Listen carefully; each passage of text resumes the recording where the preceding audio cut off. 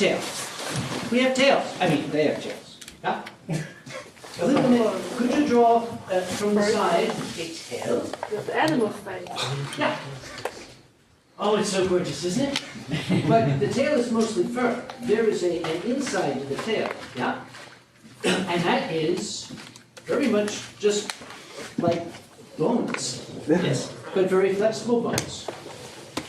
Now, where is the tail attached?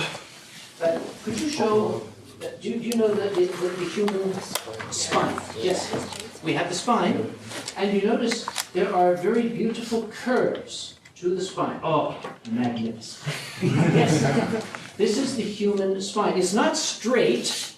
Our spine is not a straight line. It has beautiful curves. It's very beautiful.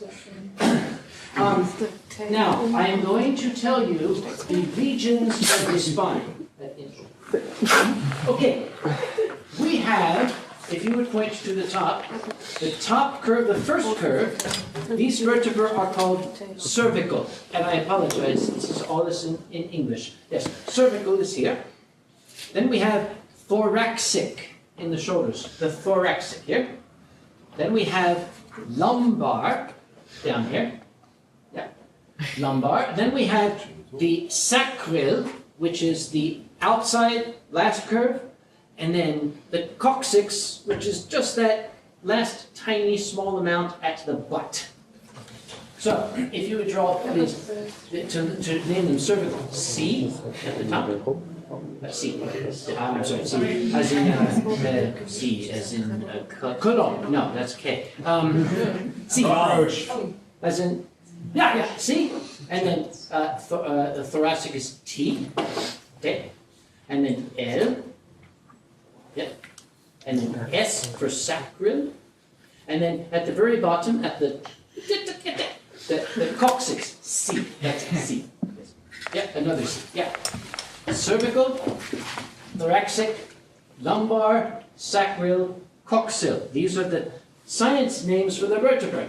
If you cannot remember them, I shall teach you a little mnemonic, which is when we take the first letter and make a small sentence that you can remember.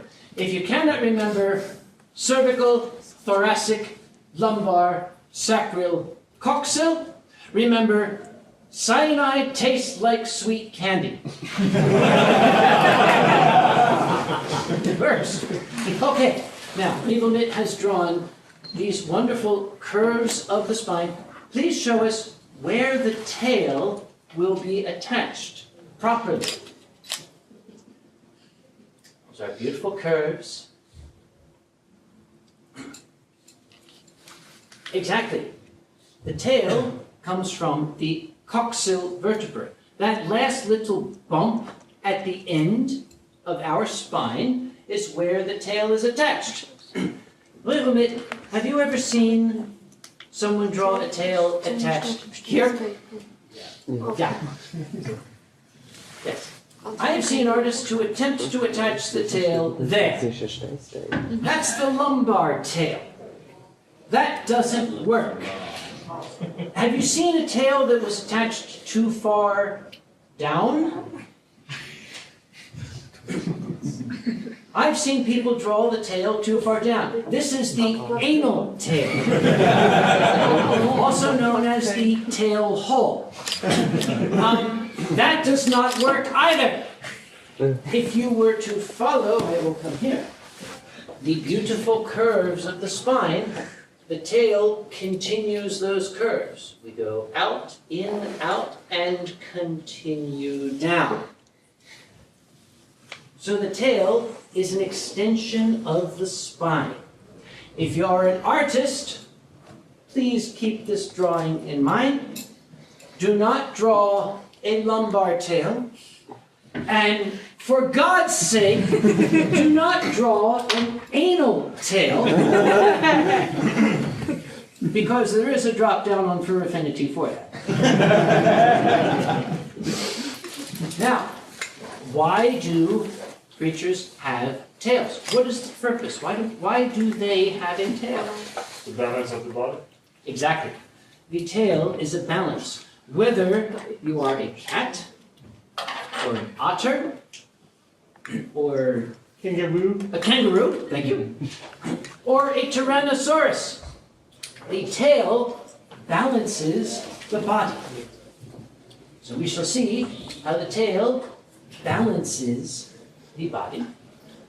In the case of a kangaroo, it is also part of the pedestal. The kangaroo can sit on the tail. When a furry creature walks, have you noticed when we walk, our arms do this? We tend to swing our arms. When you watch an animal, the tail does the same. When the weight of the body shifts this way, the tail will shift this way. And that's why when a furry character walks, when a furry character walks, the tail is going to swish back and forth. Und hier wäre was ist Känguru auf Deutsch? Känguru. Okay, ja. Yeah. So cute. So the kangaroo has a very, very large tail, which helps not only to balance him when he's hopping, that tail stretches out behind and will balance the front and the back of his body. It can be argued that a character that is shaped like we are does not need a tail to balance us. It's sort of entertaining for me as a scientist when I see people who will draw a dolphin or a whale that is anthropomorphic, and they draw a gigantic tail comes away from it. I try to picture that character walking. Yes, an anthropomorphic dolphin trying to balance himself with a gigantic tail probably would prefer to remain in the ocean. Oh, that is beautiful. Silly, but beautiful. Yes, this is a creature that, yes, while we have legs, this is a creature that even though he has legs, is still designed primarily to exist in the primordial ooze, the deep sea, the very, very basic land. Very similar to an American congressman. Yeah, yes. What about when they use the smaller, thinned out tail versus the actuality of the body size? Oh, when they have the tiny tail, the little tail. Like, no, just like the same premise, Yeah? but with the thinner outlook where it doesn't actually reach both sides. Okay, please show that to us, Rivalmit. The little dolphin tail. Yes. Yeah. It's, yeah, instead of the whole body tail, now we have a human body just with a dolphin tail.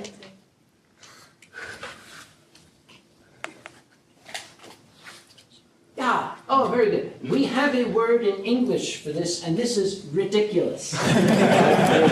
It serves no purpose. You cannot use it. You can use this for swimming because it's very powerful, very big, very muscular. It can be a rudder. You can swim. That is not going to do anything except maybe get you a date at a furry convention.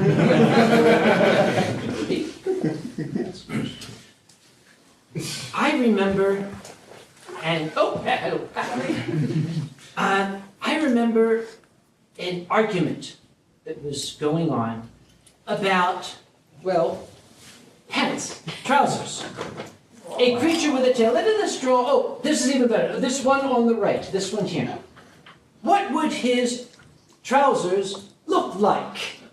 How will we wear a pair of pants across that tail? Yes? I would imagine something like a slit or something, have it open and then have a bottom and top. Okay, like a slit in the trousers. Yeah, so a little, like, a part of piece on each piece just goes over it. Yeah. Oh, and yes, like a large button over the top. That would work. If you have a slit, you then have to push this tail through the slit, probably folding this part up, I think it would work better. See, in the front, well, let me show you. In the front, we have a button, yes? Maybe in the back, they would also have a button that comes across. That, okay, now that Rivalmit has drawn it that way, that looks a good deal more sexy. Maybe a bit longer. Okay, well, let's look over here. Here is a furry tail. And yes, it would make sense to have a button across the back. If you're an artist who wants to draw a realistic character, if you're a writer who wants to write a story about these things, you can have that clasp across the back. Just remember where the tail is going to be connected, the clasp is going to have to be a little bit high. Yes, right up here. Sort of like pants were in the 1970s. Yes, I wore them. Yes. There are no pictures, no. No, I got rid of them. Oh, that's very sexy. Oh, sorry, I got lost for a minute. Okay. I also remember an argument that was going on about furries in outer space. When we make our spacesuits, of course, yes, we have the spacesuit. What is a furry spacesuit going to look like? Is the tail going to be... I would say it would just be pushed down one leg. Yeah. That would be Uncomfortable after a while because you can move it. Yes, you're going to take your tail, which is an extension of that curve, and you're going to push it down along your leg. I'm just going to shut up. This is too cute. Let us keep going. We have the furry spacesuit. We have the head, a large bubble to accommodate the muzzle and the ears. Yes, and I want to see the tail. There was a furry in space, Laika. Yeah. Well, okay. There's a little controversy to that. Apparently, Laika did not survive as long in space as the Soviets claimed she did. Okay, now that tail is outside the body. The tail now must be enclosed inside the spacesuit. Will there be an extra piece on this, a big bubble like the head? Will there be a big bubble in the back for the tail? That works. That works. That looks more like two light bulbs. How about doing the same thing like the low belly fursuit? Like having some extra space. So like you have the suit until your knees. That's possible, so that the lower portion of the body would not fit snugly. The lower portion of the body would come down here. So you have some space for tail. That might be a good idea. I don't think either one of these would really look very good on the cover of Time magazine. Both will be technically complicated. Yeah. One thing many forget is that many astronauts have a huge backpack on the back. Yeah. So there, if you could let the tail go up there, into the backpack. But the backpack's full of things that keep you alive in space. Yeah, If you start to retain it. Actually, I had the very, very good fortune to meet Neil Armstrong. I met Neil Armstrong, and he explained to me that backpack was actually, it consisted of a small oxygen tank, a reserve oxygen tank, and several bottles of Scotch whiskey. That's true! Yeah. In regards to the backpack or bubble for the tail, I would understand that if it was stuck in a certain position for a long extended period of time, both cramping and uncomfortable because it's also connected to the back bone. Exactly. Now here is where, okay, this is where it gets delicate. Okay, if you cannot imagine taking that appendage, which is part of the spine, and it comes off at a natural angle, and bending it and forcing it into one position. If you cannot imagine that, and you're a man, don't draw this. You understand? Yeah, he got it. You understand what I'm saying? Because the whole idea is to be practical. Okay, so that's tails. What we're trying to illustrate here is you cannot simply just put a tail onto a character. You have to think, how will the character use the tail? How will the character work with the tail in everyday life? Yes? With the tail between the legs and then be through the... It would still be a And then... It would still be, yes, the tail between the legs, that's what the French astronauts do. No, I didn't say it. Changing the subject. Okay, we talked about tails. Yes? What else is there when we see a furry character? What is we say, oh, that is a furry, not us. We saw the tail. It's the muzzle. Fur. I was with you. Yes, fur. Furry characters have fur. Wow. Yes? I have been in furry fandom for a long time.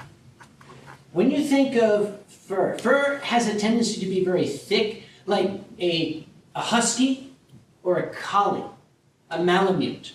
Creatures that have very thick fur.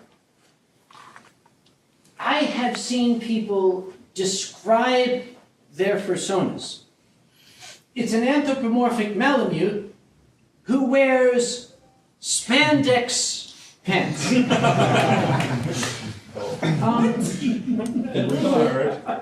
Would you be able to draw, say, a husky or malamute who is attempting to wear very tight spandex?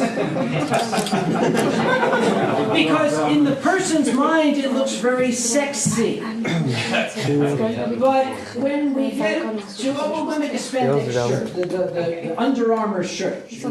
I am wearing a skin-tight Under Armour shirt. Well, really, are you? Because with all that fur, you are going to look very much, as we're drawing here, like you're wearing a spandex shirt that is filled with cottage cheese. It is not going to be quite as slim and sexy as you believe. Yes, that's precisely, that is our skin-tight spandex.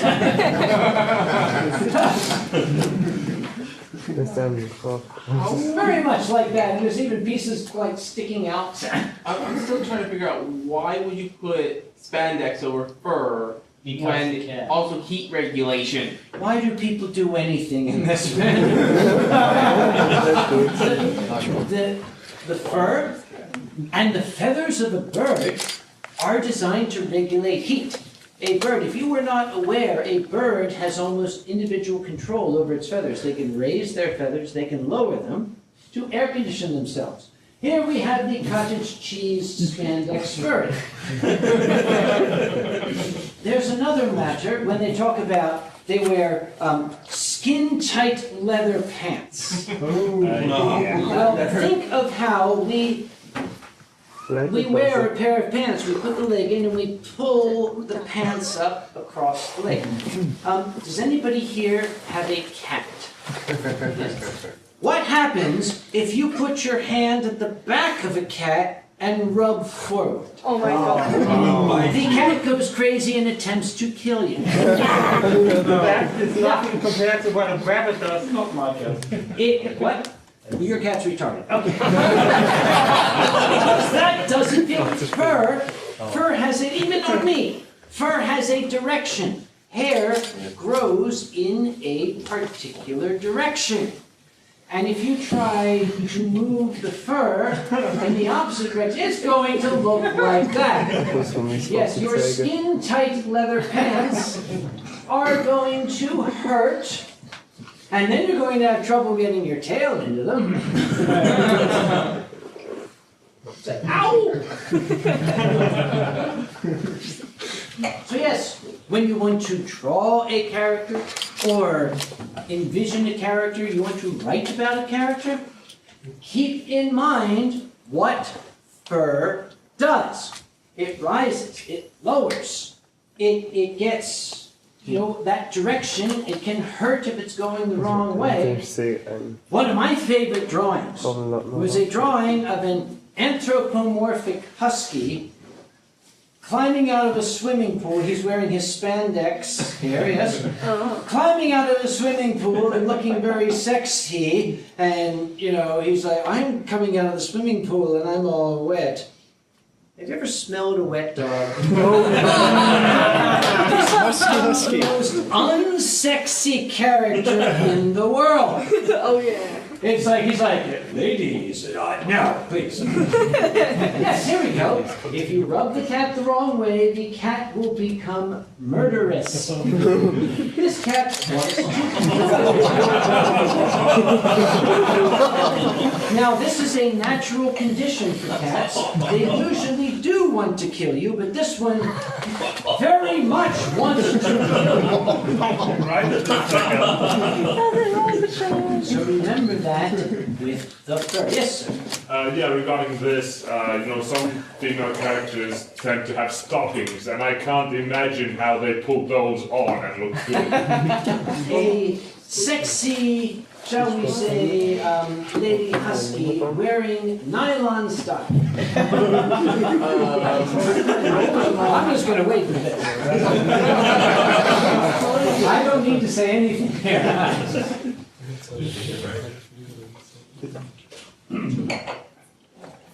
Oh yes, the sexy.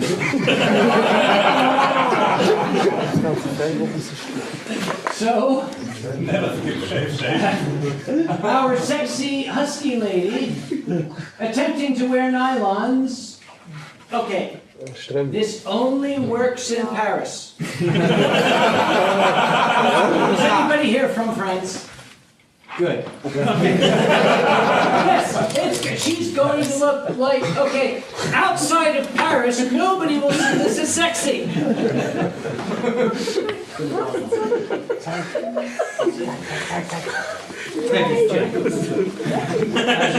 Uncle Kage, I have a picture for you. I think you will like it.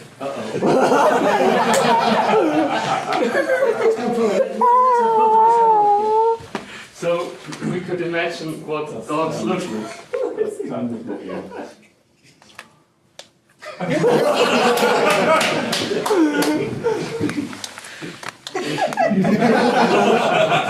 Show it to Ron. Apparently, you can Google dogs with nylons. And there is a drop down on for affinity. Thank you very much.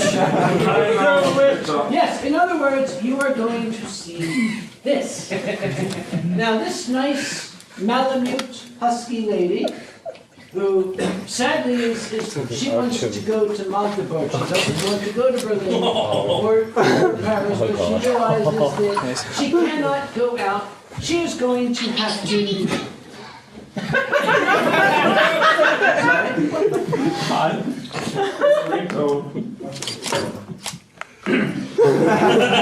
She's going to have to do something about this. Now, Rivalmit has drawn this very beautiful picture. This will lead into one of my personal themes. See these legs? We have a creature standing up on legs that are bent, and she's standing on her toes. Could you draw a human leg and human foot or close to it? Yes. Here we have a very shapely and sexy human leg that Rivalmit is drawing. Yes. Excellent. Now, notice what we have here in terms of anatomy. I'm going to come around here again. We have a straight and very strong pillar that is designed to bear the weight of the body. Our body's weight is coming straight down on this leg, and we have a foot that is designed to balance and hold that pillar upright. Could you now draw and animals from the, say, from the chest back, the back of a dog, shall we say, with the regular four-legged dog. Yes. Here we have a four-legged animal. Now, if you look at these legs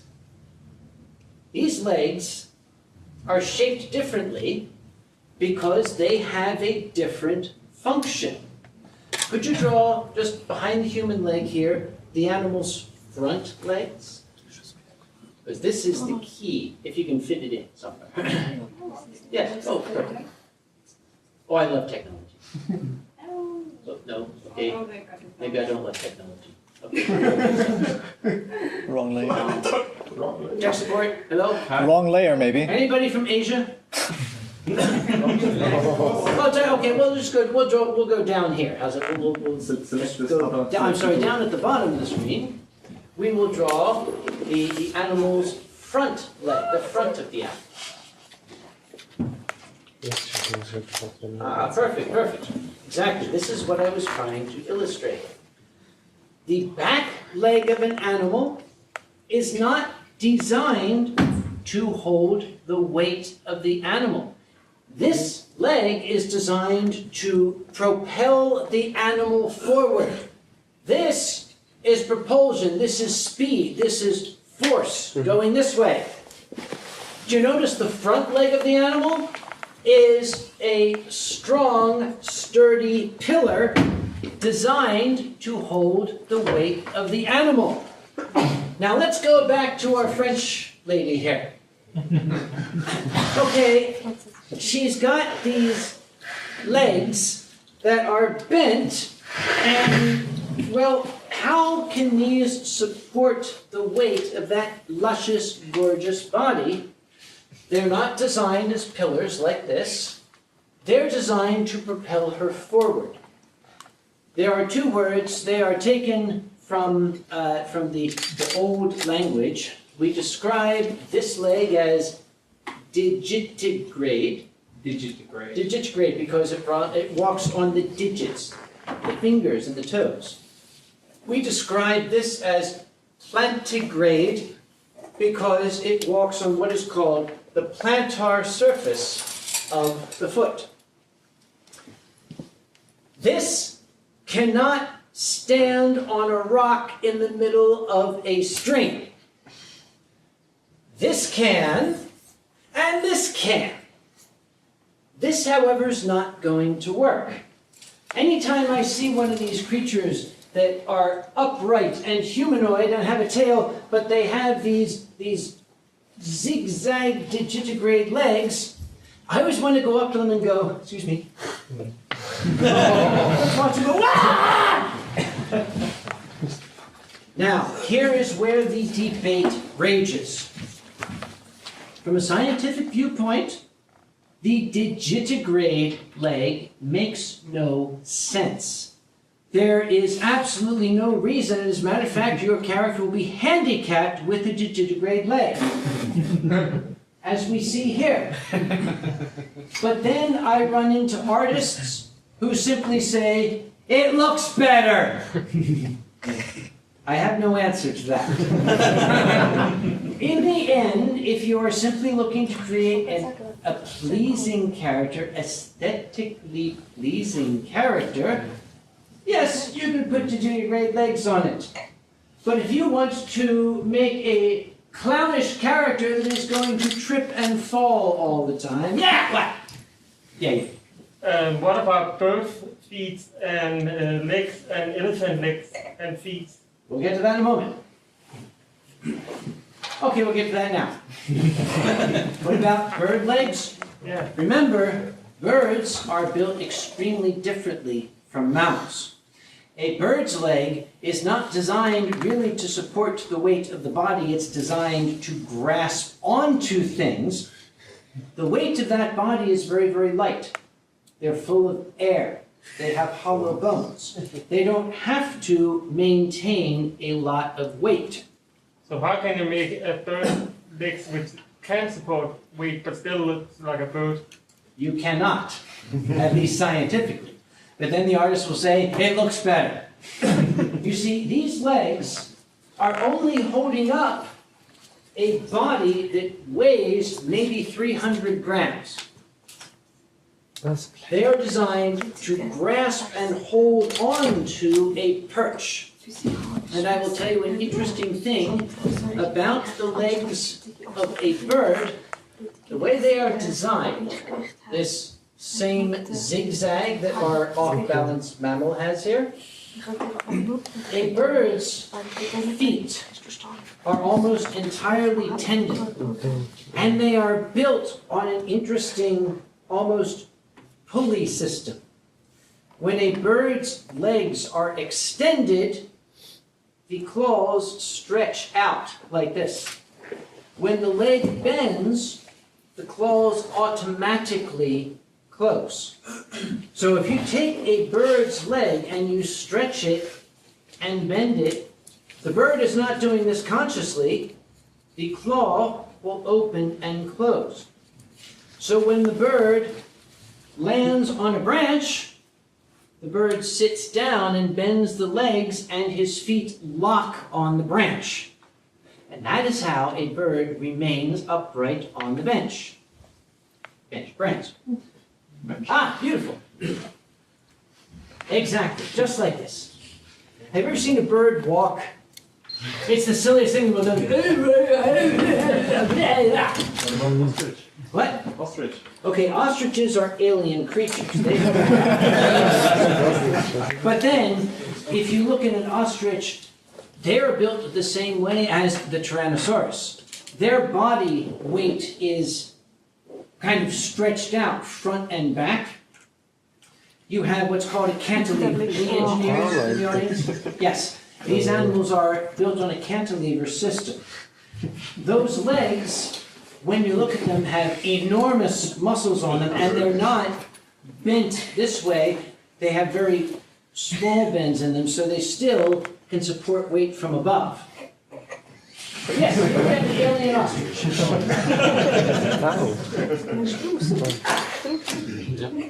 Okay, so that's, we talked, yes. Head balance Antro on Digitigrade? I'm sorry, what? Work at tail not head balance the Antro on Digitigrade. That is another point.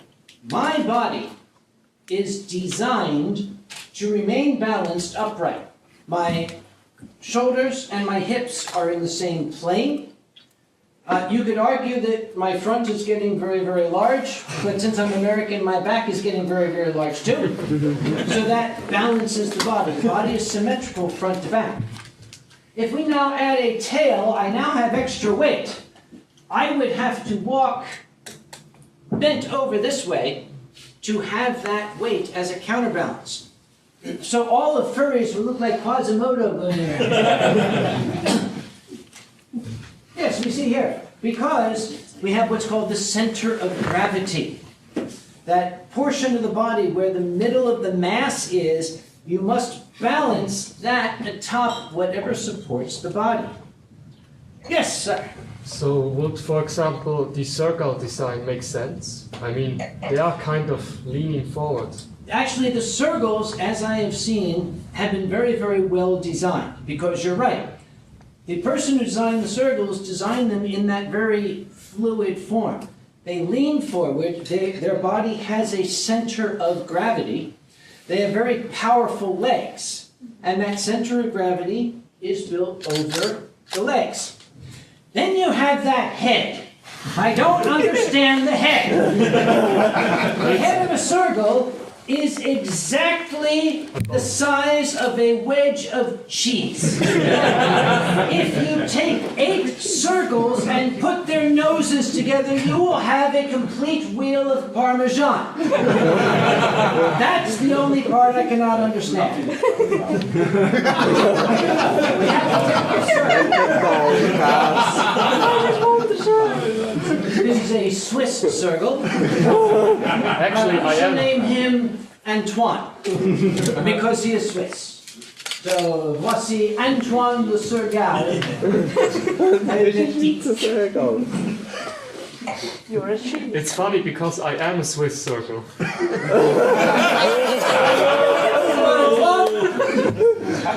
Enchanté. Seems a little cheesy to me. Okay, she drew it, I didn't. We are keeping all these, yes, I hope so. This is going to be a lot of fun. Especially tomorrow when I'm sober and I look at this and say, what the hell was that?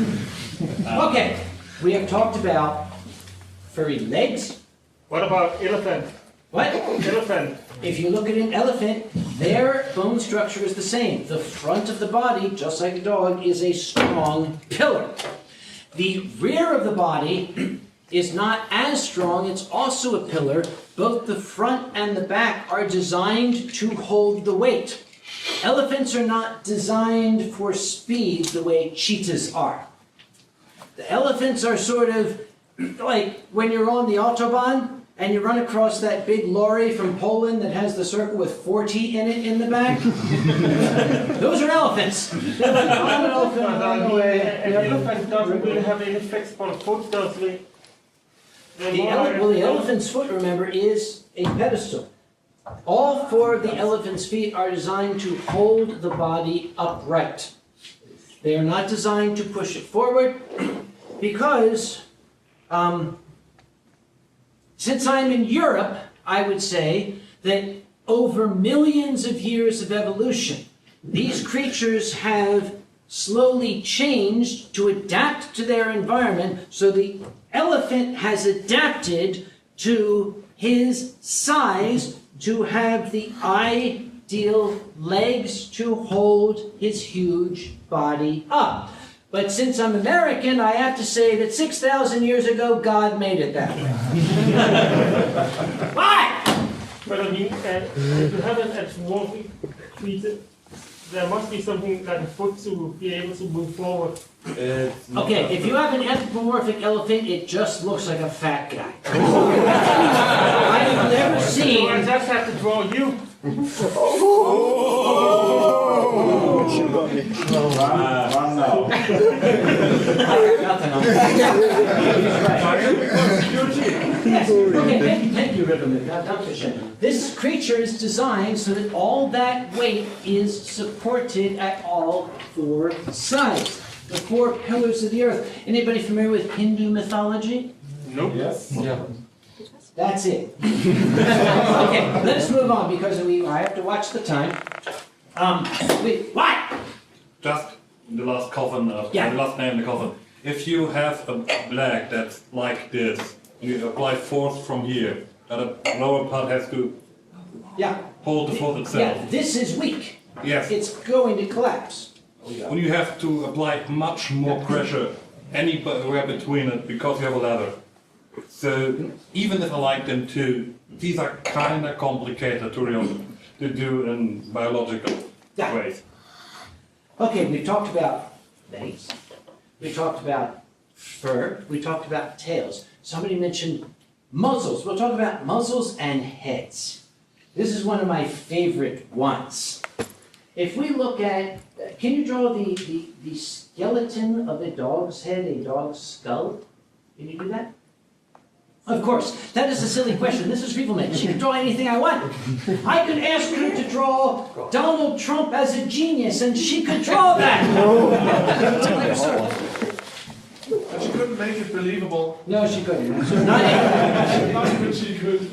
You know, I promised myself I was not going to make any comments about my president or my government. That was before I started drinking. I will say this. To everyone in Europe, I am sorry, this is not normal, we're working on it. Ha, beautiful, oh, thank you so much. Because if we look at the anthropomorphic animals, I was in the art show earlier, and I was looking at the beautiful, wonderful art that we saw. And I saw some art that was really good, and some art that I said, okay, they need to study anatomy. Rivalmit, this dog's or animal's skull, where is the neck bone attached? Where does the neck bone attach? It's back here, right? That's where the neck bone is attached in this animal. A lot of people will simply take, say, if they want to draw Anubis, they would take the head of a jackal and stick it on the body of a man. But when they do that, where on Anubis, if they draw him like that, doesn't the neck bone come up here? In the back of his throat? Okay, that's how they draw him, and that doesn't work. He can't swallow, he can't breathe, he can't open his mouth. Well, it would be funny. It would be very funny, because you would see his spine. So some artists will ignore that and draw this. Other artists will elongate the neck just a little bit, doesn't have to be a lot, just so that the neck bone can curve down and attach to the shoulders here. Yes? What I would normally do when I draw is that I take, and the only thing I really take besides sometimes make my eyes a little bit bigger or smaller, depending, is that I take the jaw line here and then extend it out on both ends here. Yep. That way I can still have the brain up here. Yeah. And still have the skull up here, and have this part here, but extend it outwards. Yep. Could you show in maybe little dotted lines where the neck bone of this creature you draw goes? Yes. It is coming in the back of the skull where it's supposed to, but it is back here. Yeah, this doesn't work. This is Lord of the Flies. That's I am very, very happy when I see somebody who draws a character like this. What? Right, see, when you have to do that with the jaw, she called it the Dweck method. The method? The Dweck method is explained by if you had half one of those round Dwecks, yeah, not elongated round Dwecks, you cut that in half and then cut it in the middle. You have those flap, and then just stick them on your face. That's the idea behind it. I don't understand, but it's hilarious to watch you. I do understand. Yes, you are correct. And there's a question back here. What about a deer having to equip, for example, a shirt with the antlines getting in the way and shoulder arm? I was going to discuss that in a moment. I'm good friends with Tyrrell, and he actually drew that. Let's continue. Okay, since we're there. Here we have a deer. He has a giant rack of antlers. He wants to pull on his skin-tight leather shirt over his head, or his spandex Under Armour dive suit. Yes, that's what it's going to look like. I can't pull on a t-shirt while I'm wearing my glasses. Let alone, if I was an elk. Oh, I am an elk. I'm from Ireland. Yeah, I'm going to pull my shirt. No, I'm not.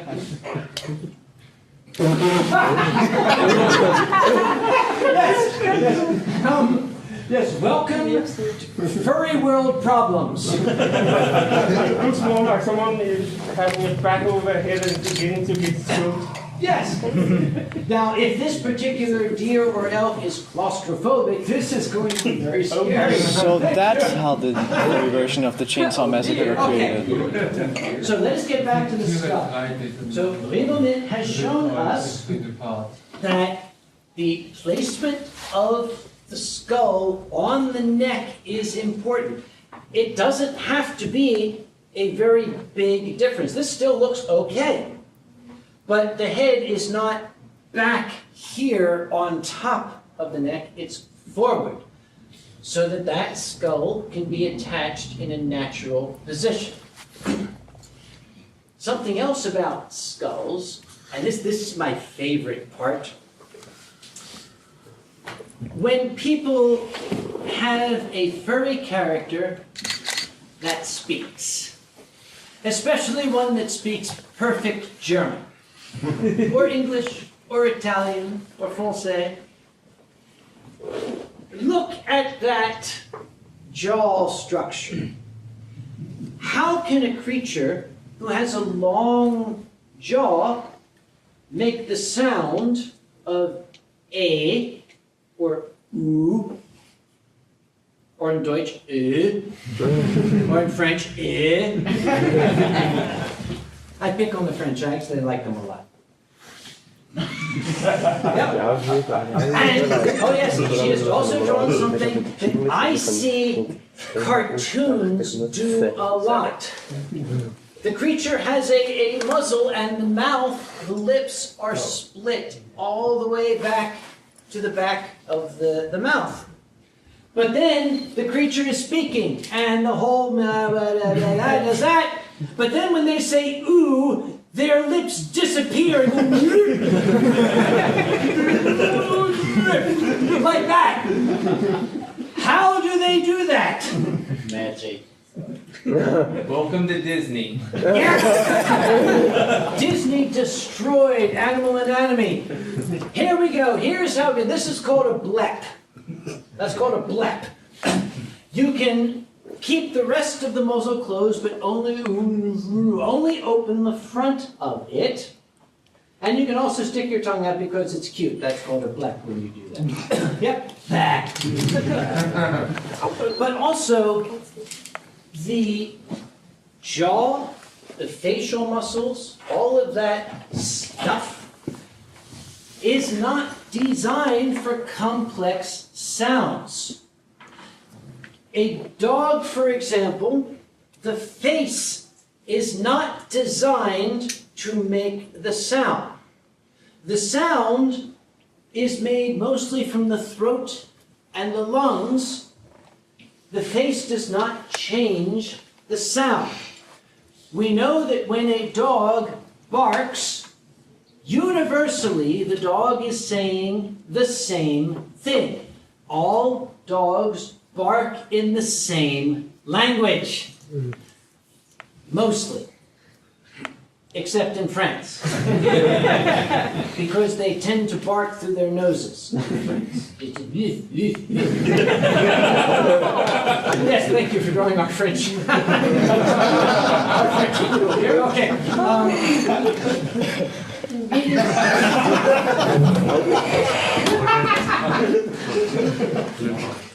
Le bark. Oh, but it's going to be... Le bark, yes. It is always fun for me when I see a story or something about an anthropomorphic animal. It's a huge word, anthropomorphic, the furry, that speaks like a human. Without all this extra, we have a lot of meat here, lips and the tongue.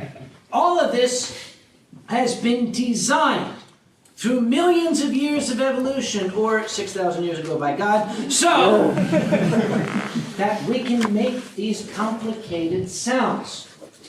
I've written a lot of furry stories because I'm a furry. That's what furries do. And one of the stories that I wanted to explore that little thing. When you're writing a furry story, by the way, have fun with it. Explore these things. Make these differences part of the story. It can be extremely entertaining to try to overcome them. I had a lion character that needed to communicate with a human. The first thing we had to get past was the lion's home language was Swahili, and he was talking with a human from America.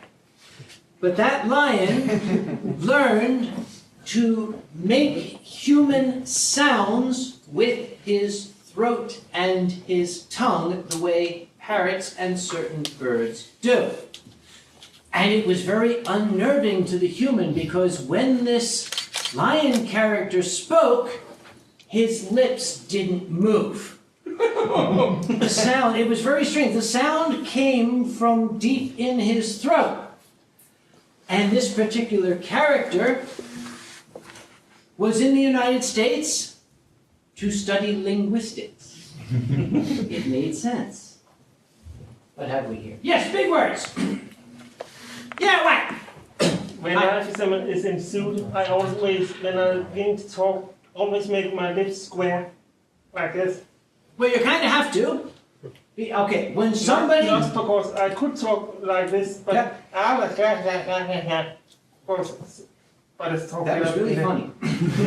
When we get to the point where we make a fursuit where the lips move to the sound, and we're not far away. When we get to the point where a fursuit can speak and the lips will actually move with the sound, I will be in sexual heaven, first off. I'm sorry, I got a thing for that. Drop down. Ah, there you go, yes. Hello, I'm Leo. My face does not move. My expression, this is perfect, my expression does not change. With human beings, we communicate a lot through changes in our face. I can be communicating with you. I can be communicating with you. I can be communicating with you. I can be communicating. Do you see? Very, very small change. Yes. See how effective that communication is? But in this character, his face is not really going to change because that's not in his nature to communicate that way. Does that mean that the fursuits that we have that don't have a moving jaw are actually realistic? Actually, as much as I hate to say it, yes. Okay, the ones whose jaws simply move like this, I'll accept that because then you can tell who's talking to you. Because it's really disconcerting in a room full of fursuiters when somebody talks. Okay, who said that? Yes, he's going to have a poker face. However, just like in poker, my lion character had what we have in English, we call it a tell. I don't know what it is in other languages, but when you're playing poker, that little thing that gives away what your thoughts are and you don't realize it. And in my lion character, it was his tail. Because if he was speaking to you and he was nervous, his tail would flop all around and smack against the wall, and he didn't even realize that was happening. But that's how you could tell that he was feeling nervous or agitated. And he became aware of this, and if he realized it, for example, when he's on a job interview, he would hold his tail very tightly in his lap when he spoke to the interviewer. But the tail would still be going like...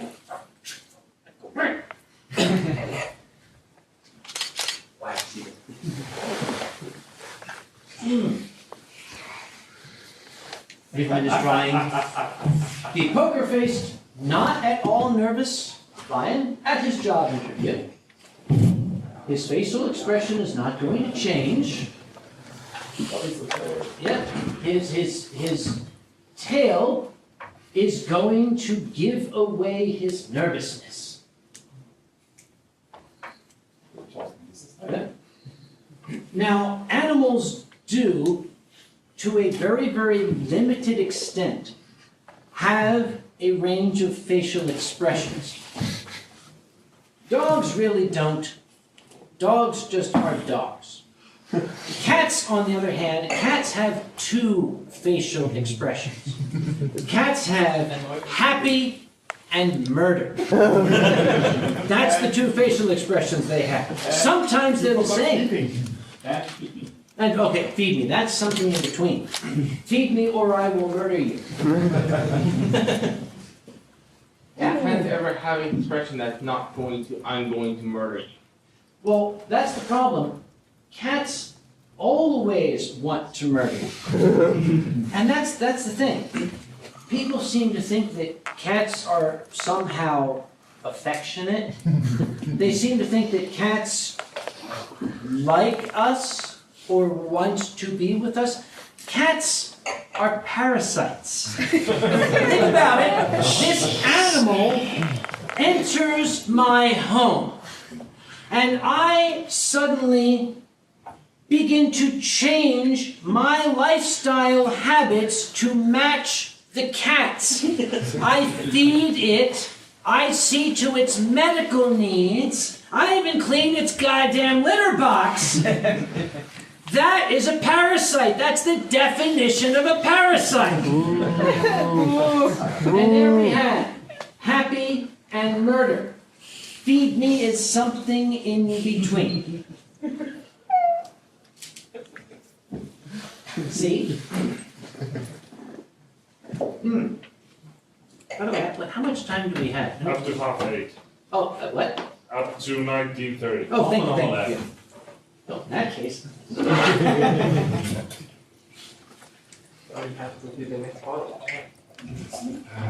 Of course. Riesling osmosis. Yes, best in mind, all this stuff. Okay. So, we have talked about the fur, we talked about the legs, we've talked about the head, and the throat. What? Eyeballs. Eyeballs. What about eyeballs? Very funny. I have two. Yes. That's a furry head. Two boxes. Yeah, that's a good point. The room for this. We can talk about eyeballs. Let's go to another page. And I actually am very familiar with birds of prey. And this would be then a good point. Thank you for bringing it up. Are you familiar with the skull of a hawk, for example, an eagle? No? Okay, just draw a hooked beak and a bunch of shit over here. Actually, that's very, very good. We have a beak. Ah, that's excellent, yes. Now, what I'm going to do is I'm going to show you, this is what we see when we see a bird. But I'm going to educate you now. If you were to take a hawk or an eagle, and you were to remove all the feathers from its head, I am not suggesting that you should. You would find that the eyes are gigantic circles of jelly popping out of the skull. They protrude from the skull. The eye takes up 80% of the space inside the skull. There is very little room for brain. And trust me, I am intimately familiar with hawks and with eagles and owls.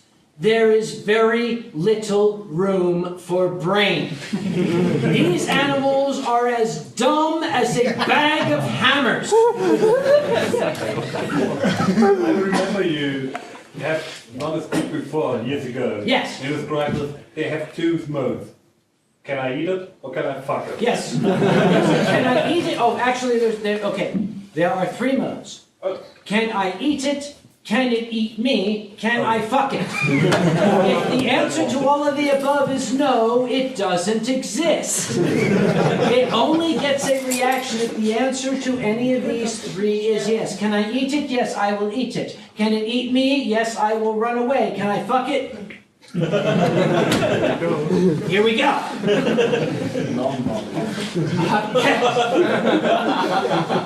The sole exception.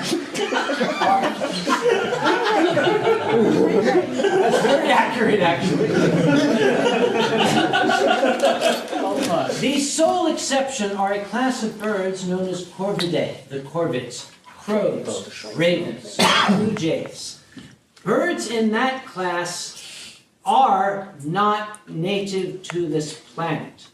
They arrived on this planet from another galaxy somewhere approximately 9,000 years ago and lost communication with the mothership and have been attempting to reestablish communication ever since.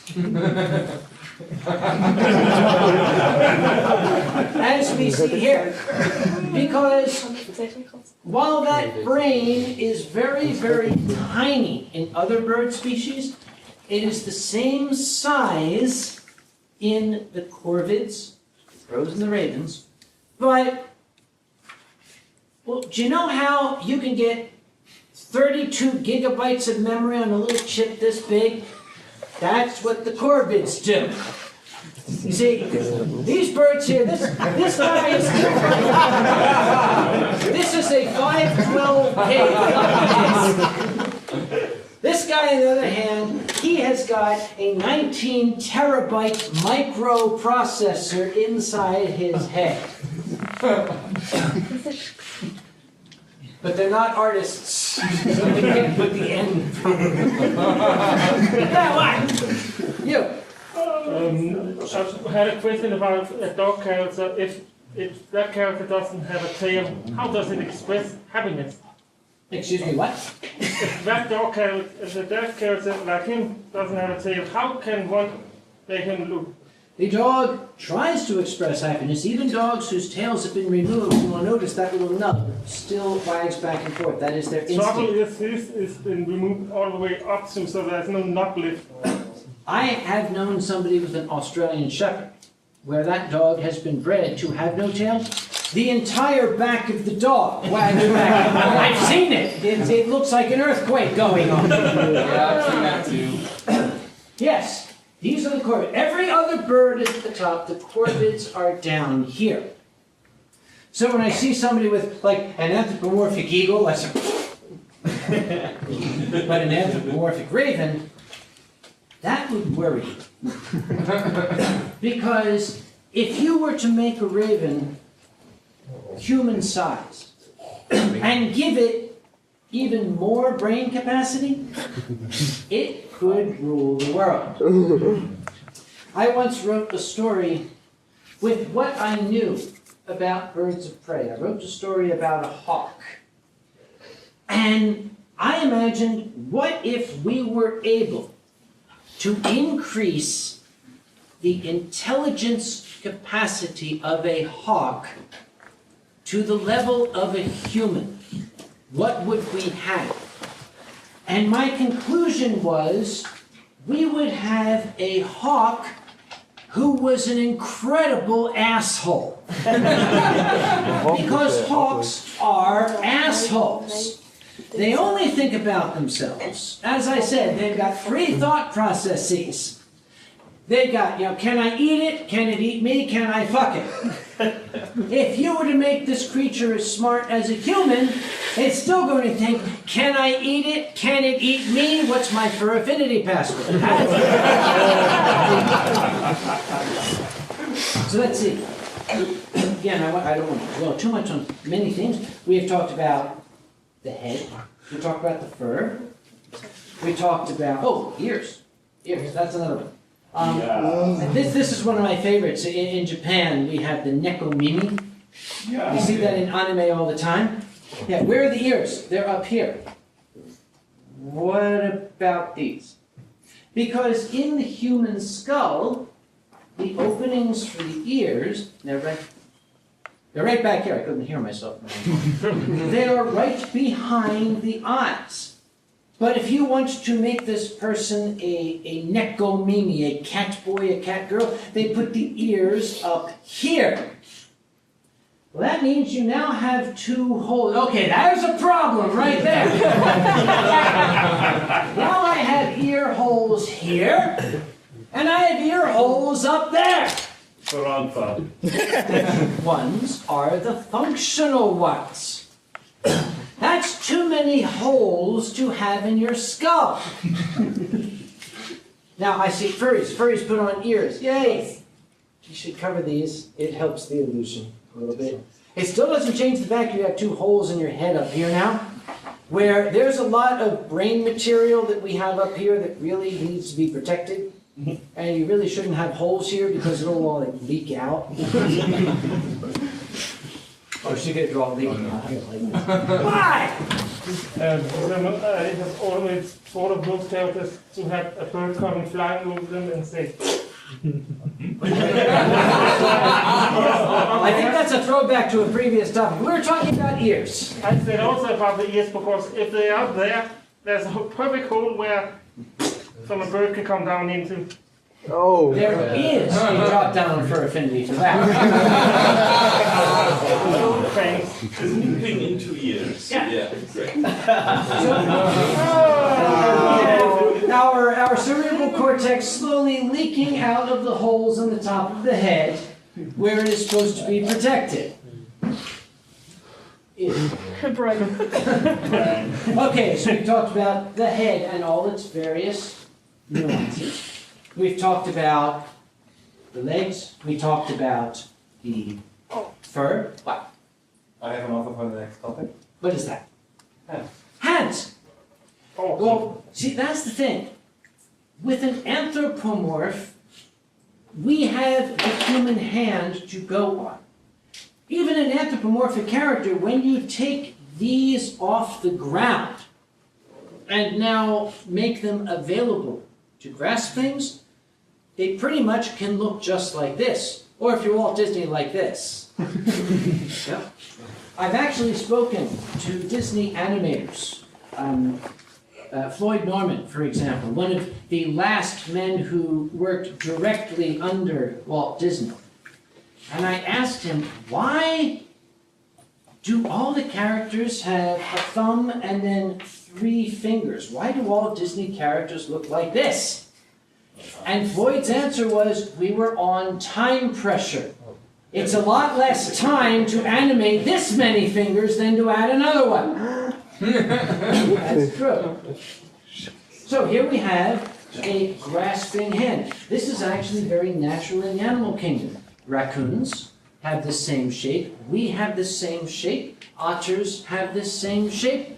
Many creatures that are adapted to grab things, otters, raccoons, perverts in the subway, all have this structure. I hope she's not drawing a pervert in the subway. That's really yeah. Now, if we take, for example, a cat's paw is a garden rake. It's designed to hook things and drag it toward us. It's not designed to grasp.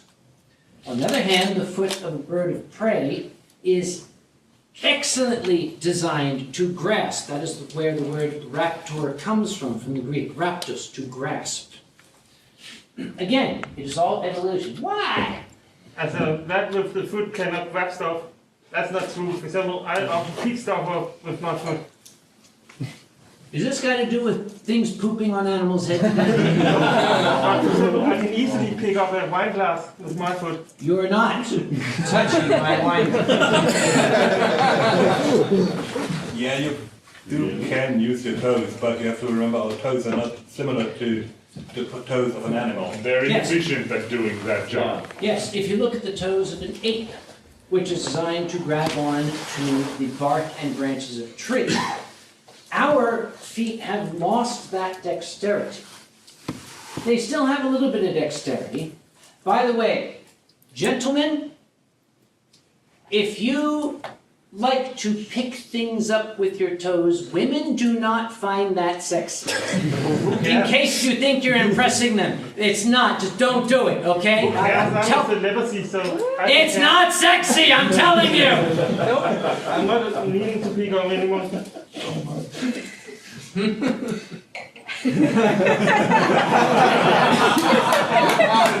Let's meet in the morning. That's you in the morning? Yeah. I rest my case.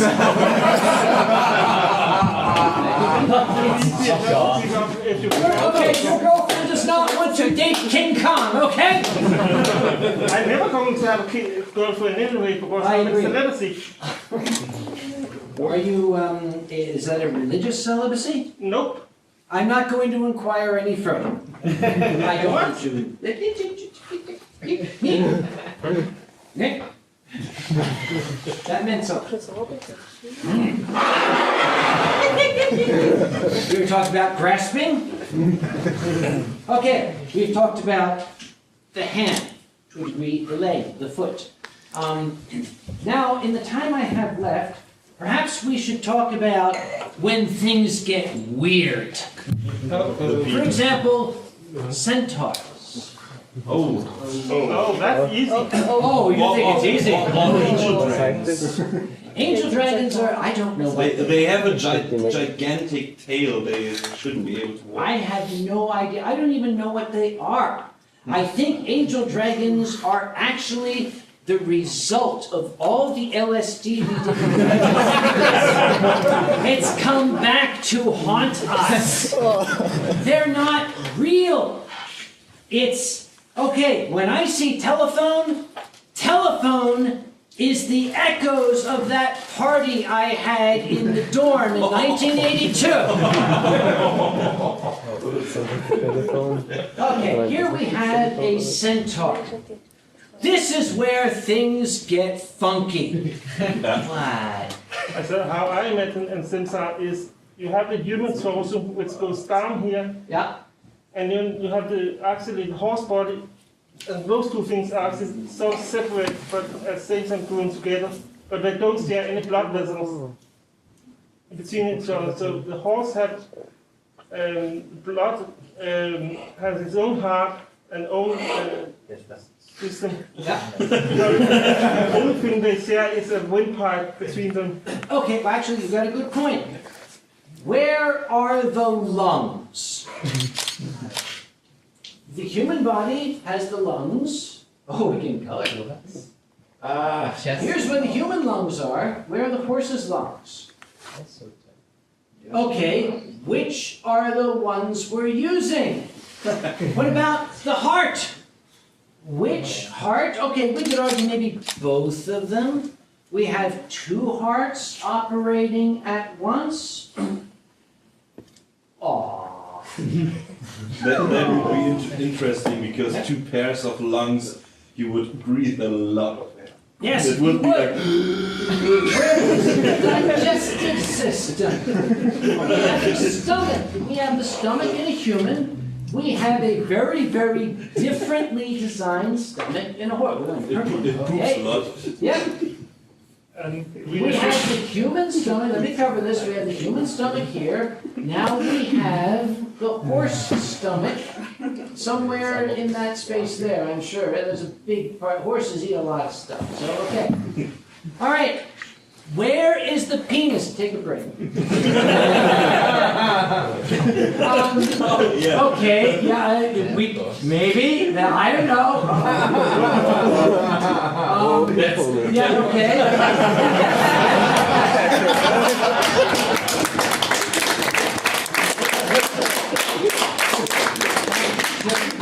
But where would the human one be? Actually, I've seen pictures. Never mind. Oh, that's a lovely fellow, isn't it? Okay. Okay, this is a matter of fancy. No such creature ever existed. This sprang from the imagination of people who saw equestrian warriors riding horses for the same time, and they didn't understand. They thought that the horse and the man were the same creature. Yeah, it's fun to draw a Taur, but it just doesn't work from a biological standpoint. First off, will he be a vegetarian? He would have to be, because the horse portion cannot handle a lot of protein that is not plant-based. Will this thing be able to run? Okay, we've got two large hearts. That might work. Uh-oh. I'm almost afraid, but I'll be quiet. I'll wait for this. Okay, that's all right. Keep going. Don't mind me. Here we have... Oh, yes. Here we have the equine portion again. Oh, it is running. When we run, okay, when the horse runs, the legs move in a certain fashion, and that balances the body as it runs. What are the arms going to do? Is this thing going to pump its arms the way we do? They don't do in the Chronicles of Narnia. Okay, the Chronicles of Narnia is not exactly a biological text. The arms go Naruto style. Now, if you want to explore the centaur, their biology, their ecology, and their society, look up on the internet the name Donna Barr, B-A-R-R. She wrote of a race of centaurs who lived in Germany in the late 19th century. The main character, one Steinheld Lohart, who is a centaur, and it is a masterwork. Barr, B-A-R-R. Look up Horsebrush and Other Tales. That's the name of the story sheet. We are running very, very short on time. I know there are questions, but I want to move on to the final topic, because this is one of my absolute favorites to tear apart from a scientific standpoint. Here we have, remember we talked about the anthropomorphic crow. He's very smart. He's got the microprocessor brain. Yes, I am a crow, and I am a furry crow. I'm a humanoid crow. Where are my wings? Some people add the wings, they just kind of stick them on the back, like with crazy glue. Here's wings. And there you go, you got wings. Now here we have, this is what a proper crow looks like. And even an anthropomorphic crow would be similar to this. The wing of a crow, can you draw the bones of the wing? How those go? Yeah. Well, actually, the bones of the wing are exactly the bones of our arm. This is the humerus, the upper arm, where the wing turns here. Actually, it's a single bone down here. It's a single bone down here. I'm sorry, I'll come down here. This is a single bone. This is our upper arm here. Yeah. This is the elbow, and there are two bones that come up from there. Yeah. And this, where it curves, that is the wrist. There. So the arm of a wing is exactly like the arm of a human. It has the same bones, the same joints. And like a human, it is not attached to the spine. It is held in place only by tendons. Now, this is a great drawing, but then some people take this and they add a pair of arms to it in the front. Now I have trouble envisioning the skeleton. Okay, yeah, what the hell is going on here? Okay, it looks cool, but it doesn't work. I'm sorry. The claws are neat. Now, we have also drawn an anthropomorphic bird in that the torso, the chest, is anthropomorphic. Birds have a very, very pronounced chest bone. It's called a keel, like the keel of a ship. It is a large pointed bone that comes out like this, and those enormous chest muscles are attached. They're anchored to it, so this animal has the power to beat its wings down and get into the air. This creature has a very, very sexy, lean human chest, but there's nothing to attach those wings to. His chest bone would have to protrude 1/2 meter in front of his body in order to anchor those wings, and that would not look sexy. Which I guess in the end is sort of what we're going for. So, this is something that gives artists fits. Artists stay up at night wondering about this. Is the wing attached to the shoulder? Is it attached to the shoulder blade? Do we actually have two sets of joints, one in front of another? What I have seen many artists do to get around this problem is, if you just erase that part there. Yep. Okay, we'll simply show the creature from the front and you can imagine how the wings are attached. Because that's primarily what they do. You cannot have a hexapedal vertebrate. That means you cannot have a creature with a backbone and 6 functioning limbs. a centaur is not biologically possible. A winged humanoid with arms and wings is not biologically possible. They are fun to envision, but they're not going to exist. Now, what is... I'm very, very curious. What? Top down. Top down. That was really weird. However, in the end, one of the beautiful things about things is that they are still in the realm of imagination. It is up to you, the creator, to decide how much realism do we want and how much aesthetics, how much artistry do we want. Pardon me. Because in the end, it's all up to you. These things don't exist. We can make them any way we want to. Consider your audience. Who are you making them for? Are you making them for yourself? Then for God's sake, make whatever the hell you want. Are you making them for a worldwide audience who's going to come up? There's going to be a bunch of stuffy old scientists like me who say, well, you know, you cannot have a vertebrate with 6 limbs. That's just not scientifically possible. Then you need to consider these things.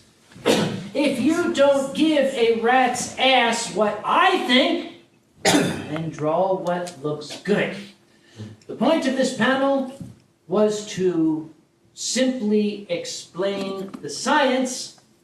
It was in no way, shape, or form to tell you what to do with your own dreams. You can take what I said any way you want. It is still your dream. Rivalmit, I want to thank you very, very much for helping me.